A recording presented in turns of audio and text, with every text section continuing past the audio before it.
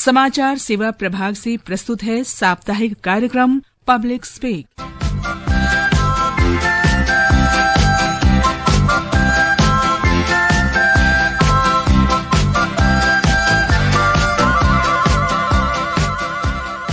नमस्कार, public speak में आप सभी का स्वागत है। मैं हूं लवलीन निगम।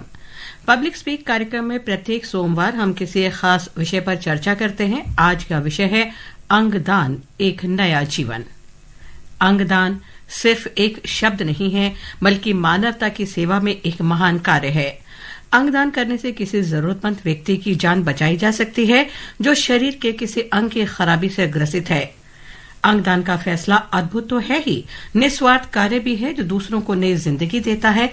समाज में ये सहानुभूति, दया और मानवता का प्रतीक है। अंगदान की प्रक्रिया और उसके महत्व पर विस्तार से जानकारी देने के लिए आज हमारे साथ स्टूडियो में मौजूद हैं राष्ट्रीय अंग और ऊतक प्रतिरोपण संगठन की संयुक्त निदेशक यानी national organ and tissue transplant organisation NOTTO की जॉइंट डायरेक्टर शाइनी सुमन प्रधान और एम्स में राष्ट्रीय नेत्र बैंक के प्रभारी अधिकारी और भारतीय नेत्र बैंक संघ के महासचिव डॉक्टर राजेश सिन्हा। नमस्कार, स्टूडियो में आप दोनों का स्वागत है। नमस्कार। श्रोताओं, आपके मन में अंगदान और इससे संबंधित अगर कोई सवाल है तो आप इस कार्यक्रम से जरूर जुड़ें। आपकी फोन कॉल्स का हमें इंतजार है। स्टूडियो की फोन लाइंस खुली हुई हैं। आप हमारे स्टूडियो के नंबर 011 यानी दिल्ली का कोड 23717117 और 231444 पर फोन कर सवाल पूछ सकते हैं। आप अपना प्रश्न व्हाट्सएप नंबर 9289094044 पर भी भेज सकते हैं और हमारे Twitter handle @AIR News Alerts पर भी #AskAIR के जरिए आप अपने सवाल पोस्ट कर सकते हैं। ये कार्यक्रम हमारे mobile app news on AIR और दूरदर्शन की DTH सेवा पर भी उपलब्ध है। और डॉक्टर शाइनी और डॉक्टर राजेश, इससे पहले कि हम आगे बढ़े, धर्मवीर जुड़ चुके हैं इस कार्यक्रम से, दिल्ली से है ये। आइए इनका सवाल सुनते हैं। जी नमस्कार लवलीन जी।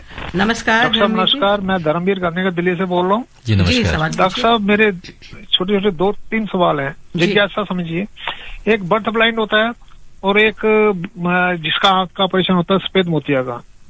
तो सफेद मोतिया वाले लाखों लोग होंगे जो अपनी आंख डोनेट करना चाहें, तो उनके लिए ये प्रोसीजर है, वो अपनी कॉर्निया आगे जाके डोनेट कर सकें। और बर्थ ब्लाइंड की जो आंखें हैं उनमें उनकी आंखों को डोनेट करने में क्या क्या चीजें उनकी काम आती हैं, जैसे पर्दा कॉर्निया तो उनका डैमेज होता ही है। तो एक आखिरी सवाल ये है कि कितनी जो लगती है दूसरे को, अगर दान भी कर दी जाती है तो ये कितने 100% कामयाब होती है? क्योंकि देखा दो केस तो हमारे नेता लोग के देखें, वो कामयाब नहीं रह पाए। पहले नेत्रदान की आप बात कर रहे हैं Dharamveer. Birth blind, doctor Rajesh Sinha जैसे ये कह रहे हैं कि नेत्रदान करना है तो जो बर्थ ब्लाइंड है, क्या उसको अगर हम लगाते हैं तो उसकी रोशनी लौट सकती है? देखिए, कुछ ऐसी बीमारियां होती हैं जिसके कारण बच्चा बर्थ ब्लाइंड होता है। वैसी स्थिति में हम कॉर्नियल ट्रांसप्लांटेशन करते हैं, उसमें पुतली का प्रत्यारोपण करते हैं और उसमें कुछ हद तक और कुछ केसेस में काफी हद तक हम उसमें रोशनी ला सकते हैं। हाँ, कुछ ऐसे कंडीशंस होते हैं जिसमें कि हम कॉर्नियल ट्रांसप्लांटेशन कर भी दें, उसके बाद भी नजर नहीं आ पाती है, वो अलग बीमारियां होती हैं। पर जो कॉर्निया की बीमारी है, अगर उसके कारण बच्चा अगर जन्म से अंधा है तो उसमें कुछ ऐसे केसेस होते हैं जिसमें कि हम ट्रांसप्लांट करें तो उसमें रोशनी आ सकती है। एक इन्होंने सफेद मोतिया या कैटरैक्ट का भी अगर उसमें जोड़ दें हम, कि किसी की आंख की अगर सर्जरी हुई है, कैटरैक्ट है, या उसका विजन खुद का बहुत कम है, उसने ज्यादा नंबर का चश्मा लगाया हुआ है, तो ऐसे लोग भी आई डोनेशन कर सकते हैं? जी बिल्कुल कर सकते हैं। और जिसका मोतियाबिंद का ऑपरेशन हुआ है, उसकी अगर पुतली सही है, पुतली में कोई खराबी नहीं आई है, तो वो जरूर डोनेट कर सकते हैं। और जो और भी बीमारियां कुछ होती हैं, जो जैसे कोई चश्मा लगा रहा है, वो कोई आज के डेट में कोई चश्मा लगाना कोई बीमारी नहीं मानते हैं, पर फिर भी अगर उसे मानते भी हैं तो वो इंसान जरूर अपनी कॉर्निया को आई को डोनेट कर सकता है, कॉर्निया डोनेट कर सकता है और उससे किसी 2 व्यक्तियों को रोशनी दी जा सकती है। एक व्यक्ति 2 लोगों को, 2 आंखें हैं तो 2 व्यक्ति को दे सकते हैं। जहां तक आज के डेट में मॉडर्न सर्जरीज के कारण एक पुतली से हम 2 या 3 लोगों को हम रोशनी दे सकते हैं। आगे की लेयर को आगे की लेयर की बीमारी में, पीछे की लेयर को पीछे की लेयर की बीमारी में, और स्टेम सेल ट्रांसप्लांट। सो ये एक पुतली से हम 3 लोगों को हम रोशनी दे सकते हैं। तो अगर एक इंसान डोनेट करता है 2 आइस, तो हम 6 लोगों को हम रोशनी दे सकते हैं। जी, जगदीश जोशी दिल्ली से जुड़े हैं, उनका सवाल जल्दी से जानते हैं। जी जगदीश जी, स्वागत है, सवाल पूछिए। हाँ जी, नमस्कार जी। नमस्कार, सवाल पूछिए। लवलीन जी को नमस्कार, और जो एक्सपर्ट हमारे विशेषज्ञ बैठे हैं उनको नमस्कार, और जन्माष्टमी और 15 अगस्त की शुभकामनाएं। जी, सवाल पूछिए। तो मैं जगदीश जोशी बात कर रहा हूँ नांगलोई से। मेरा 2 छोटे छोटे क्वेश्चन है। एक तो जैसे डॉक्टर साहब ने भी बताया, और मैं थोड़ा सा अवेयर होने के लिए जानकारी इकट्ठी करता रहता हूँ कि जिसके कॉर्निया यानी पुतली खराब है उसको तो डोनेट होके, वो जैसे डॉक्टर साहब ने बताया, मैं सुन रहा था कि वो उसको रोशनी मिल सकती है, दुनिया देख सकता है।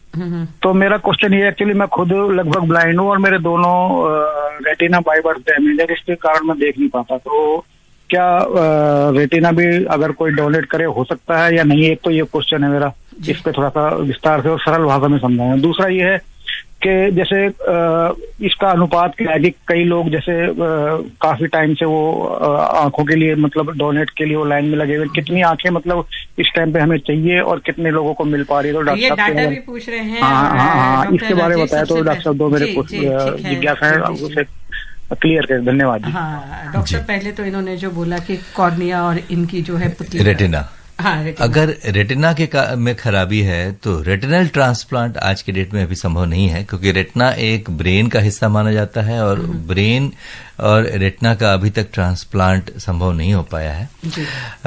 उस पे शोध और रिसर्च हो रहा है, पर अभी फिलहाल संभव नहीं है। और उनका दूसरा सवाल ये है कि कितने लोग प्रतीक्षारत हैं, कितने। वैसे देखिए, आज के डेट में देखा जाए तो हिंदुस्तान में तकरीबन 1.2 मिलियन लोग ब्लाइंड हैं कॉर्नियल डिसऑर्डर के कारण। और अगर हम हमारा एम टारगेट ये रहता है कि हर साल हम तकरीबन 1 लाख के आसपास अगर हम कॉर्नियल ट्रांसप्लांट कर सकें, तो हम कॉर्नियल डिसऑर्डर से जो अंधापन है उसको पूरी तरह से दूर कर सकते हैं कुछ सालों में। पर वो हो नहीं पाता है। डोनेशन अक्सर तकरीबन 50,000 के आसपास होता है, 50 से 60,000, और उसमें जो यूजेबल कॉर्निया होती है वो तकरीबन 60-65% जो रोशनी लाने के लिए यूज किया जाता है। बाकी इन्फेक्शन को दूर करने के लिए भी यूज किया जाता है, वो अलग चीज है। तो रोशनी लाने के लिए तकरीबन 50-60% होता है। तो तकरीबन आप समझिए 1 साल में हिंदुस्तान में आज के डेट में तकरीबन 30,000 से 35,000 के आसपास कॉर्नियल ट्रांसप्लांट होता है। तो हमारे काफी उस कारण से बैकलॉग है। इसीलिए हम चाहते हैं कि जैसे मीडिया का रोल है, मीडिया के माध्यम से हम अवेयरनेस लाएं ताकि ज्यादा से ज्यादा कॉर्निया डोनेट हो सके। इस पे चर्चा करेंगे आगे, डिमांड और सप्लाई के बारे में। कोल्हापुर से विजय कुमार सागर का एक सवाल है, वो जल्दी से जानते हैं। जी विजय जी, स्वागत है, सवाल पूछिए। हाँ जी, नमस्ते। विजय जी, आप अपने घर का रेडियो बंद कीजिए और सवाल पूछिए। हाँ सर, नमस्ते। नमस्कार, सवाल पूछिए। मैं विजय कुमार स्वामी बोल रहा हूँ, गांव बस्तवार, तहसील शिरोळ, जिला कोल्हापुर, महाराष्ट्र से। जी, मेरा एक सवाल है। 2012 में मेरा ऑपरेशन हो गया था।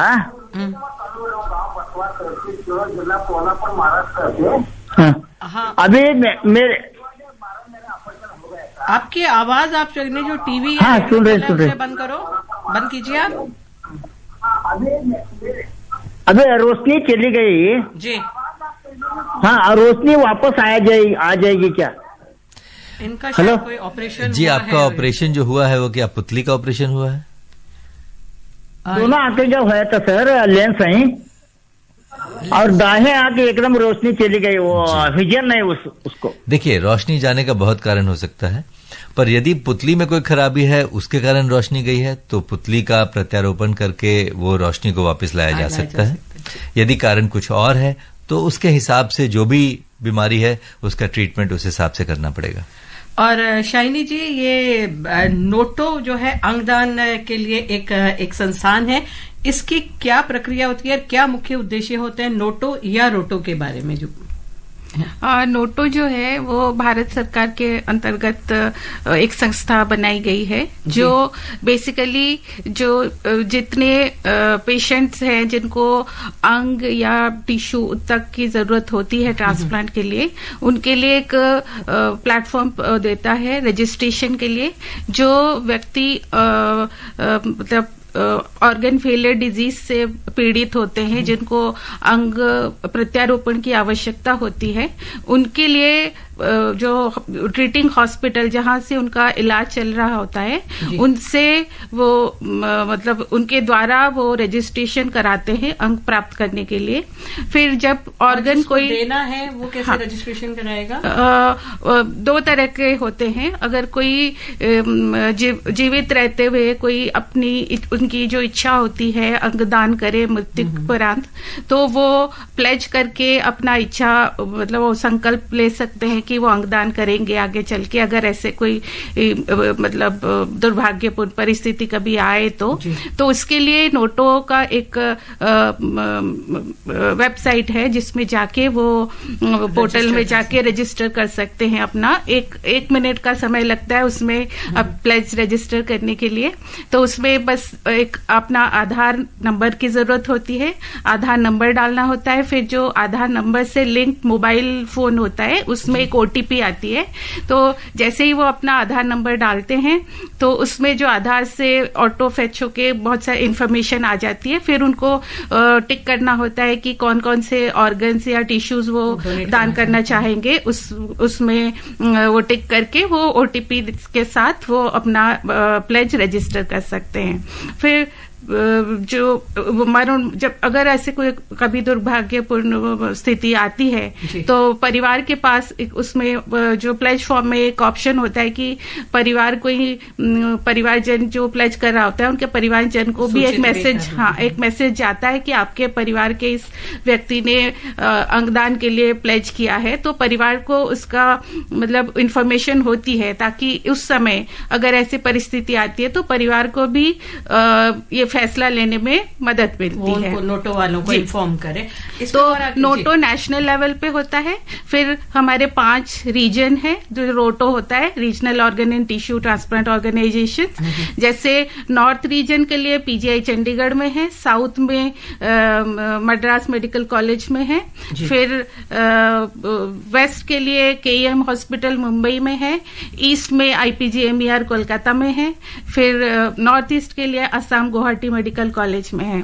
तो रोटो के अंडर फिर 5-6 स्टेट रहते हैं जो रोटो मेंटरिंग करता है। ये बेसिकली फिर स्टेट में सोटो होता है जो स्टेट ऑर्गेनाइजेशन होता है। ये एक नेटवर्क बनाया गया है जो भारत सरकार को मैंडेट दी गई है transplantation of human organ and tissue act के तहत। तो इसके तहत फिर सोटो से हॉस्पिटल्स जुड़े होते हैं जो ऑर्गन और टिश्यू रिट्रीवल करते हैं या ट्रांसप्लांट करते हैं या टिश्यू बैंकिंग करते हैं। तो ये नेटवर्क एक बनाया हुआ है ताकि ये एक मतलब व्यवस्था बनाई गई है सरकार के द्वारा ताकि जिनको ऑर्गन की जरूरत है और जो ऑर्गन मतलब डोनेट करना चाहते हैं ऑर्गन या टिश्यू, उनके लिए एक प्लेटफॉर्म बने और ये उनको जोड़ता है। इसके बारे में और विस्तार से जानकारी लेंगे, लेकिन राजू आगरा से काफी देर से इंतजार कर रहे हैं, उनका सवाल सुनते हैं। जी राजू, स्वागत है, सवाल पूछिए। लवलीन जी नमस्कार। नमस्कार, सवाल पूछिए। दीदी डॉक्टर साहब को तरफ से नमस्कार। मैं ये जानना चाहता, मैं एक बाई बर्थ ब्लाइंड पर्सन हूँ जी। तो मैं ये जानना चाह रहा हूँ कि जो मेडिकल साइंस में आज की समय में कुछ ऐसी नई कोई प्रोग्रेस हुई है कि बाई बर्थ जो व्यक्ति है उसका कोई इलाज हो या आंखों को दान करने से या किसी भी प्रकार से कोई भी लेंस ऐसा हो कि बाई बर्थ ब्लाइंड जो है उनकी कुछ आंखों में रोशनी आने की कुछ संभावना बड़ी है। डॉक्टर राजेश जी, राजू जी, ऐसा है कि बाय बर्थ जो भी ब्लाइंड होते हैं उसमें भी कई कारण होते हैं। तो किसी नजदीकी अस्पताल में या किसी डॉक्टर से दिखा के ये पता कर लें कि किस कारण से ये ब्लाइंडनेस है और जो कारण है उस पर काम किया जा सकता है। और कई ऐसे कारण हैं जिसको हम पूरी तरह से ठीक कर सकते हैं। तो उसके लिए पर उन्हें किसी डॉक्टर को दिखाना पड़ेगा जो आई स्पेशलिस्ट है। क्या ऐसा पता चल सकता है कि बच्चे के बर्थ से पहले पता चल जाए शायद कि ये ऐसा कुछ साइंस ने अभी वो किया है? जी, बर्थ से पहले क्या है ना कि अगर कुछ जैसे जेनेटिक इश्यूज हैं जो उससे थोड़ा आइडिया लग सकता है, अगर कुछ स्ट्रक्चरल एब्नॉर्मेलिटी अगर मेजर है तो नहीं वो। अदरवाइज किसी फंक्शनल एब्नॉर्मेलिटी होता है, जैसे कुछ चीजें काम नहीं कर रही हैं, तो वो तो पैदा होने के बाद देखने के बाद कि बच्चा देख पा रहा नहीं देख पा रहा, फिर उसकी जांच की जाती है। कई कारण हैं एक्चुअली, पैदाइशी अंधापन होने का बहुत कारण है। काफी आजकल रेटिनोपैथी और प्रीमेच्योरिटी पे काफी काम हो रहा है, उसमें भी थोड़ी बहुत रोशनी की गुंजाइश बनती है अगर समय पे उसका इलाज किया जाए तो कारण कई हैं। उन कारणों का, जिस कारण से वो अंधापन है, उस कारण को हमें समझना होगा और उसके हिसाब से उसका इलाज करने से फायदा होगा। हरियाणा हिसार से राजेंद्र जुड़े हैं कार्यक्रम से। जी राजेंद्र जी, नमस्कार। नमस्कार जी लवली निकर जी, और डॉक्टर साहब को भी नमस्कार जी। जी, सवाल पूछिए। मैं ये जानना चाहता जी, जो कानून प्रक्रिया है वो भी अड़चन में आगे आती है, तो इस करके जो मरीज होता है उसको बहुत परेशानी होती है। इसके बारे में जानना था। जो मतलब काफी लंबी लिस्ट है, अगर दान करने वाला अगर फॉर्म जिसने भर रखे अभी मैंने दान करनी है, तो उसका तो बहुत सालों बाद नंबर आता है। तो अगर ऐसी कानून की प्रक्रिया ना हो तो भाई कोई दान करना चाहे, कोई पैसे से खरीदना चाहे, तो ऐसा तो बहुत से लोगों को सुविधा मिल सकती है। ये कोई जैसे हादसा होता है या कोई ऐसा कारण होता है, वो कोई दान करना चाहता है तुरंत से तौर पे, तो इसके बारे में जानना था। शाइनी जी, 2024 में हमने 18,900 अंक प्रत्यारोपण का लक्ष्य हासिल किया, जो एक बड़ी उपलब्धि मानी जा रही है। जब से एक राष्ट्र एक नीति बनाई गई है और एक ये कहा है कि मृतक दाता से प्रत्यारोपण प्राप्तकर्ता के लिए राज्य के मूल निवासी और आयु सीमा संबंधी शर्तों और पंजीकरण शुल्क को हटा दिया गया है। ये और जो ये अभी इन्होंने सवाल पूछा, यानी इस तरीके की अगर जागरूकता आ रही है और ऐसे फैसले ले रहे हैं तो इससे काफी फायदा होगा। जी, जो हमारे देश में जो इतने अंग और उत्तक डोनेशन होते हैं या फिर जो प्रत्यारोपण होते हैं, ट्रांसप्लांट होते हैं, उसके लिए जो कानून है वो transplantation of human organ and tissue act है। तो ये 2094 में आया, जिसमें उस समय टिश्यू इसमें नहीं था। फिर अमेंडमेंट जब हुआ 2011 में, तो टिश्यू को इसमें इंक्लूड करा गया। तो इसमें ऑर्गन या टिश्यू कैसे डोनेट होंगे, फिर उनका वितरण कैसे होगा जो जिनको जरूरत है उसमें, फिर टिश्यू का स्टोरेज कैसे होगा, उसका प्रोसेसिंग कैसे होगा, वो सारा कुछ डिफाइंड है। और साथ ही उसी में उसमें ये भी है कि हमारा कोई ऑर्गन के बदले लेन देन नहीं हो सकता, वो कानूनी अपराध है और उसके लिए 10 साल तक की सजा है और 1 करोड़ तक का फाइन है।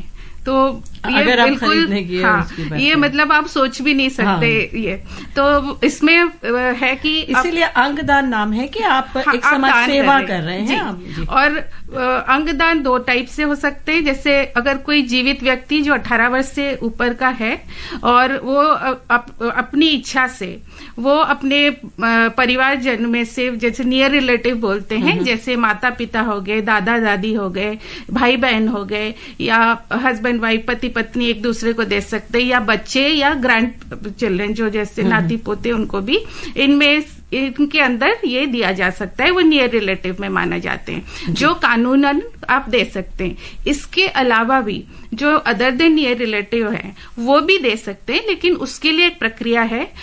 एक ऑथराइजेशन कमेटी होती है, उस कमेटी के अप्रूवल से ये अंगदान कर सकते हैं। ये जो होता है ये मतलब जीवित अवस्था में जो होता है। और ज्यादातर हमारे देश में एक किडनी, क्योंकि हमारे पास 2 किडनी है, तो 1 किडनी दे सकते हैं या एक पार्ट ऑफ लिवर दे सकते हैं, ये जीवित व्यक्ति में। क्योंकि उन्होंने आफ्टर डेथ आप कौन से आफ्टर डेथ जो होता है बेसिकली 8 ऑर्गन्स दिए जा सकते हैं। जैसे हार्ट हो गया, 2 लंग्स हो गए, 2 किडनी हो गए, लिवर हो गया, पैनक्रियास और इंटेस्टाइन, इतने दिए जा सकते हैं ब्रेन स्टेम डेथ के उपरांत ये दिए जा सकते हैं। 8 लोगों को जीवन दे सकता है। और उत्तक जैसे हम देखें जो टिश्यूज होते हैं, कई टिश्यूज हैं, जैसे स्किन हो गया, बोन हो गया, कॉर्निया हो गया, फिर कार्टिलेज हो गए, हार्ट वॉल्स हो गए, ऐसे कई तरह के टिश्यू हैं जो मृत्यु के उपरांत दिए जा सकते हैं और ये सामान्य मृत्यु के बाद भी दिए जा सकते हैं। जैसे स्किन और कॉर्निया वो घर से भी कलेक्ट हो जाते हैं। तो इस तरह से आप कई जिंदगियों के आप जो मतलब जीवन दान मतलब एक तरीके उनको जीवन दान उनके लाइफ में आप चेंज ला सकते हैं। दरभंगा बिहार से मोहन पासवान जी जुड़े हैं कार्यक्रम से। जी मोहन, स्वागत है, सवाल पूछिए। धन्यवाद मैडम, इकट्ठे प्रणाम जी। मैडम मेरा प्रश्न है कि अंगदान किसे कब कैसे कहाँ करनी चाहिए? दूसरा है कि सर भारत देश में दुर्घटना से बहुत से मौत होता है सर, जिसमें लावारिस लाश भी होते हैं। मरे वारिस और लावारिस लोगों का अंग देश के अंध जरूरतमंद लोगों को लगाने की सरकारी, वैचारिक और संवैधानिक योजना है क्या?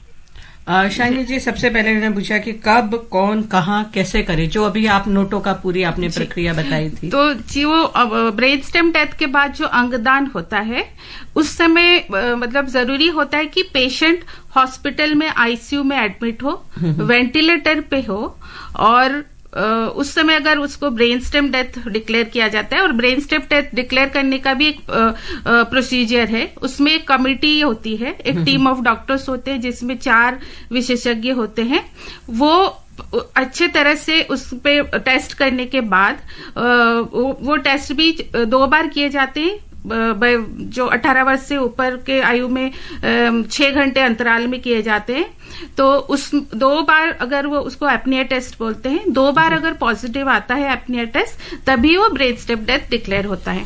तो उस समय हॉस्पिटल में रहना इसलिए जरूरी है, मतलब पेशेंट का होना इसलिए जरूरी है कि पेशेंट का ब्रेन स्टेम डेथ हो जाता है, मतलब पेशेंट डेड है, लेकिन उसके जो ऑर्गन्स हैं वो वायबल होते हैं और उसको उसी फिजियोलॉजिकल कंडीशन में मेंटेन करना होता है जब तक ऑर्गन्स हार्वेस्ट ना किया जाए, मतलब वो जो अंगदाता से निकाला जाए और उसको फिर दूसरे जो जिनको जरूरत है उन पे ट्रांसप्लांट किया जाए। और परिवार की सहमति जी बिल्कुल, परिवार की सहमति से होता है।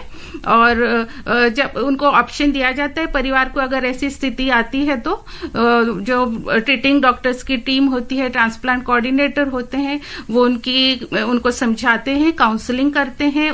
पूरी प्रक्रिया को समझाने के बाद अगर परिवार उसके लिए राजी होता है, उसके बाद ही अंगदान का प्रक्रिया शुरू किया जा सकता है। बेंगलोर से श्रीकांत का सवाल है। जी श्रीकांत जी, स्वागत है कार्यक्रम में, सवाल पूछिए। नमस्कार जी। नमस्कार। मेरा प्रश्न ये है कि जो अंग दान करते हैं जी, और जो अंग को प्राप्त करते हैं, तो जो प्राप्य है उससे जो है ट्रांसप्लांटेशन का चार्ज लिया जाता है और इसके अलावा उस ऑर्गन का भी दाम लिया जाता है। तो जब जो प्राप्त करता है उससे ऑर्गन का दाम लिया जाता है, तो देने वाले को भी ऑर्गन का दाम मिलना चाहिए। शाइनी जी, इनका ये सवाल है कि एक्चुअली अंग दान जो है वो दान होता है, वो आप स्वैच्छिक दान कर रहे हैं, वो अपनी इच्छा से दान करते हैं। और ऐसे जो ऑर्गन के लिए कोई प्राइस नहीं होता है। हाँ, कुछ जैसे प्राइवेट हॉस्पिटल्स में कुछ चार्जेस लगते हैं जो कि उसका ट्रांसप्लांटेशन के लिए या ट्रांसपोर्ट के लिए या फिर उसके बाद के जो मतलब हॉस्पिटल स्टे हो गया या कोई और प्रोसीजर हुआ, उसके लिए चार्जेस लगते हैं। अंग के लिए कोई मतलब उसके लिए कोई प्राइस नहीं देना होता है। अगर कहीं वो ऐसे किया जा रहा है वो गलत है, आप उसको आपको मतलब ये हमारे कानून के तहत ये अपराध है। एक स्वैच्छिक दान है जो आप अपनी इच्छा से कर रहे हैं।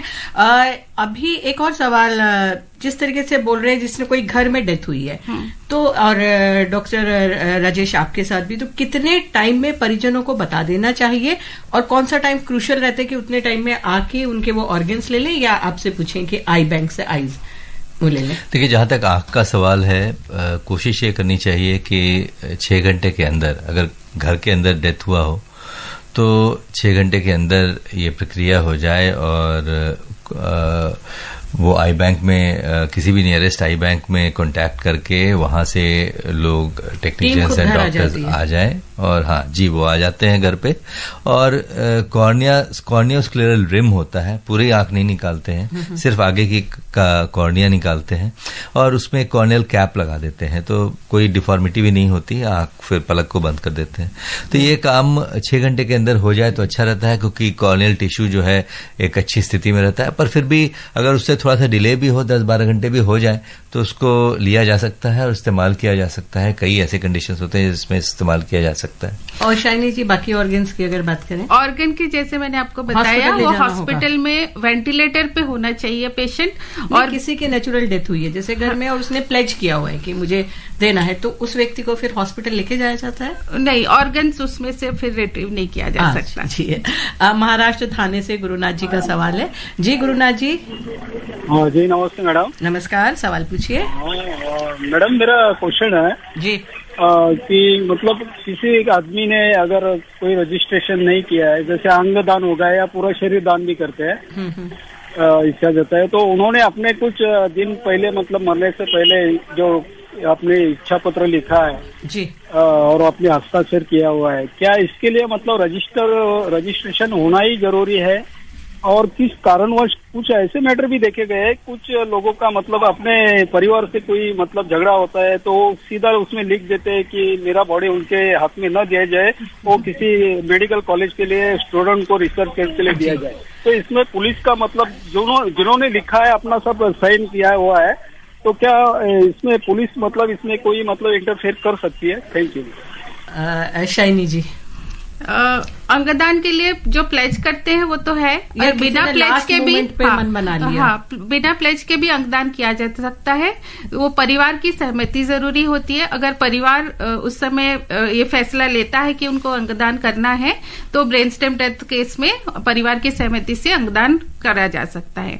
और जहां तक वो शायद देहदान की बात कर रहे हैं, बॉडी डोनेशन की, हाँ, तो उसमें एक्चुअली कोई सेंट्रल लॉ नहीं है, ये स्टेट एनाटॉमी एक्ट होता है, तो स्टेट टू स्टेट थोड़ा बहुत वेरी करता है। कई जगह पे वो पुलिस एनओसी वगैरह का हो सकता है कि उस जो वो बात कर रहे हैं। जी, रायबरेली से रमाशंकर वाजपेयी जी का एक सवाल है। जी रमाशंकर जी, स्वागत है कार्यक्रम में, सवाल पूछिए। मैं ये कहता था कि जो अंगदान करता अंगदाता है जी, उससे कार्यदायी संस्था किस तरह से संपर्क करेगी और फिर अंगदाता को क्या करना चाहिए? बेसिकली उसकी क्या रिस्पॉन्सिबिलिटी है या निकट परिजनों का क्या जिम्मेदारी हो जाती है डेथ के बाद? वो वही है कि हॉस्पिटल में एडमिट है और जब उनको मतलब बताया जाता है कि वो ब्रेन स्टेम डेथ है, तो अगर उनको ऑप्शन ये मिलता है, क्योंकि हमें से कई लोग जो प्लेज किए भी होते हैं, लेकिन मतलब ये कुछ ही लोगों को ये सौभाग्य मिलता है कि वो अंगदान कर सके, क्योंकि किसकी मौत कैसी आनी है नहीं पता होता है। तो उस समय परिवार अगर मतलब को बताया जाता है, तो परिवार अगर सहमति देती है तो फिर उसके बाद अंगदान का प्रक्रिया शुरू किया जा सकता है और होता है। जी, एक भ्रांति या बोले मिथ बहुत होता है ना कि अंगदान से शरीर विक्षिप्त हो जाता है, और बहुत जरूरी है कि इन भ्रांतियों को दूर किया जाए कि ये सिर्फ एक मिथ है और ऐसा कुछ नहीं होता है। बिल्कुल ये मिथ है, ऐसा कुछ नहीं है। कई लोगों में ऐसे है कि वो सोचते हैं कि अगर हम अंगदान करेंगे तो अगले जन्म में वो अंग के बिना पैदा होंगे, तो ऐसा कुछ नहीं होता है। ये शरीर इस जन्म में ही मतलब मिट्टी में मिल जाना है। कहते हैं ना, आत्मा तो अजर अमर है और शरीर आत्मा तो चली जाती है, वो अमर है, तो शरीर का कोई वो नहीं है, तो ये मतलब वेस्ट होना ही है।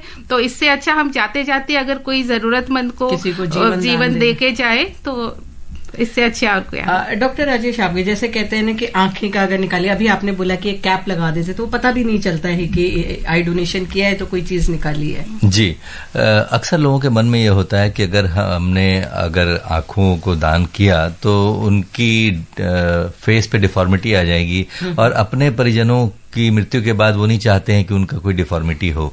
तो मैं ये कहना चाहूंगा आपके माध्यम से कि ऐसा कुछ नहीं होता है, कोई डिफॉर्मिटी नहीं आती है। हम सिर्फ आगे का लेयर हटाते हैं, कॉर्नियोस्क्लेरल रिम, और एक कैप लगा देते हैं और लिड को ऊपर से ढक देते हैं, तो कोई डिफॉर्मिटी नहीं आती।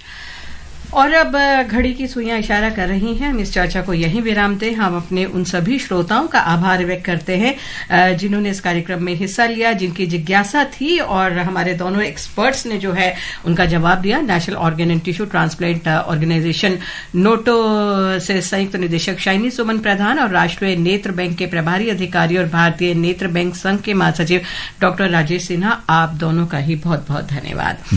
और इसके साथ ही पब्लिक स्पीक का ये अंक यहीं समाप्त होता है। अगले सप्ताह सोमवार रात 9:30 बजे फिर किसी मुद्दे पर चर्चा के लिए उपस्थित होंगे। तब तक नमस्कार।